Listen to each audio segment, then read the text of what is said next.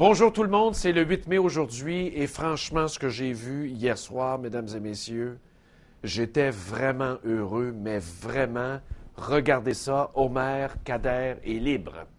And I would like to thank the Canadian public for trusting me and giving me a chance. It might be sometimes, but I will prove to them that I'm more than what they thought of me, and I'll prove to them that I'm a good person. Thank you very much.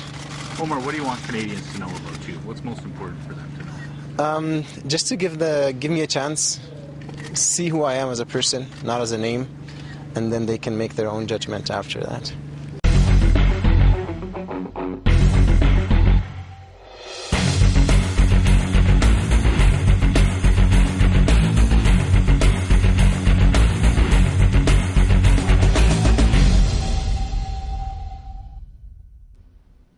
C'est pas beau ça, cette déclaration-là d'ouverture d'Omar, j'ai dit Omer tout à l'heure, mais c'était l'émotion qui montait en moi. Omar Kader, qui est ce jeune enfant à l'époque, un enfant soldat, entraîné par son père pour embarquer dans la guerre des talibans en Afghanistan, un Canadien qui est allé là-bas.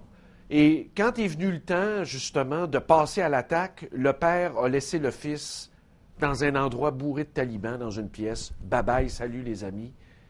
Eh bien, regardez le long parcours qu'il vient de franchir hier en Alberta.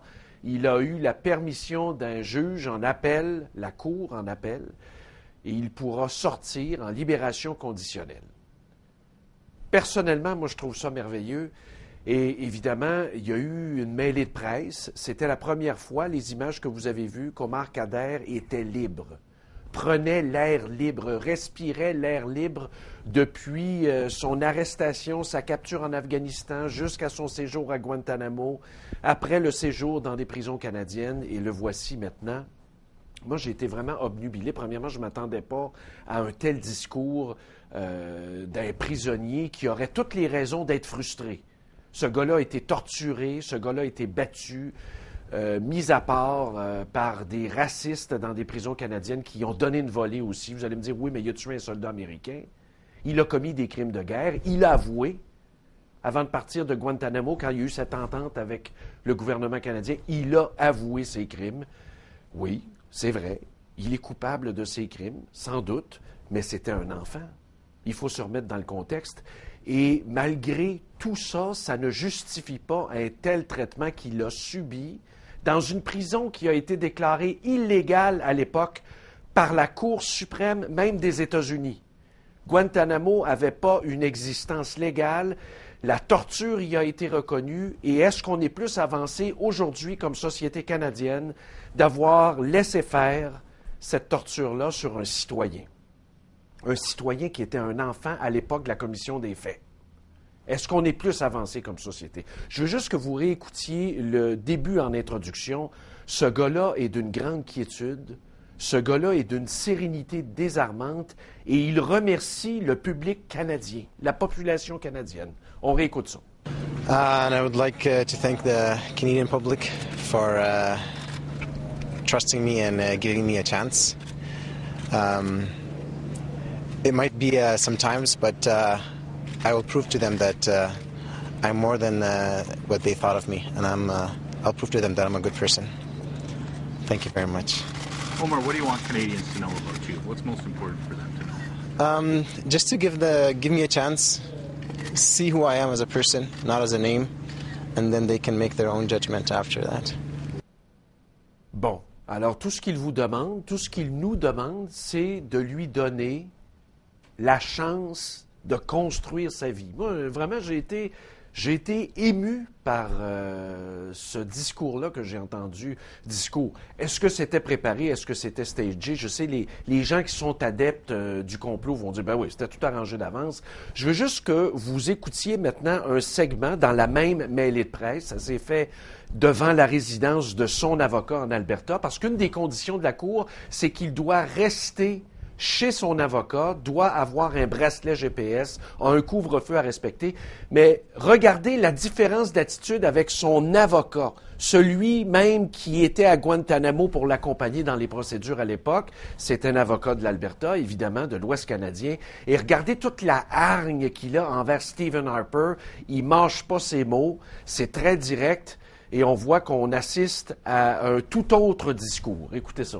You'd have to ask Mr. Harper. My view is very clear. Mr. Harper is a bigot.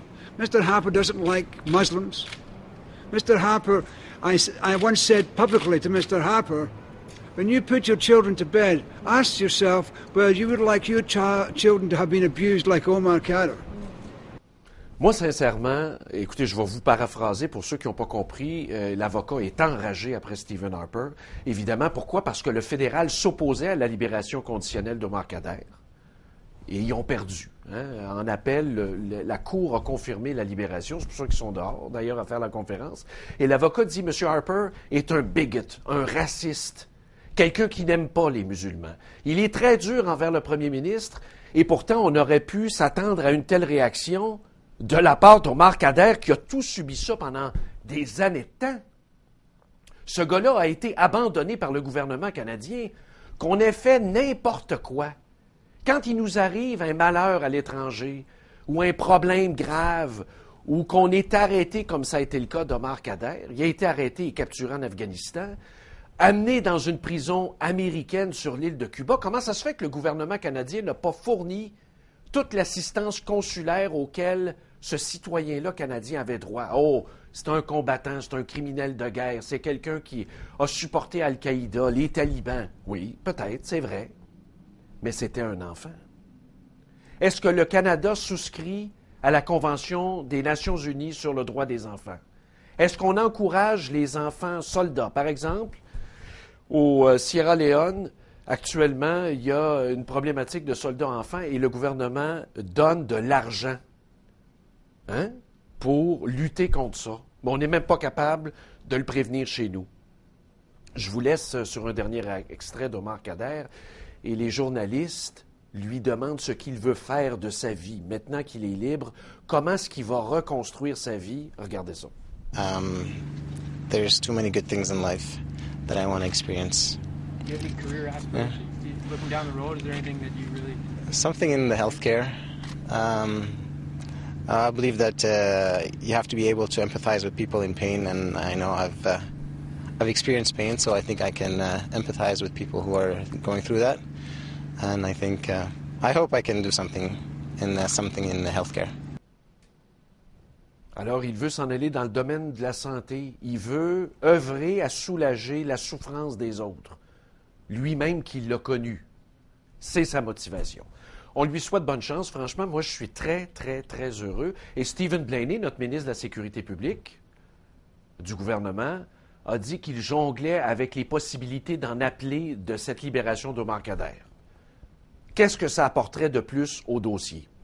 Est-ce que ce gars-là a de l'air d'être un danger pour la société canadienne? Vous allez me dire, c'est juste un tape, c'est juste une mêlée de presse. Gendron, t'es naïf.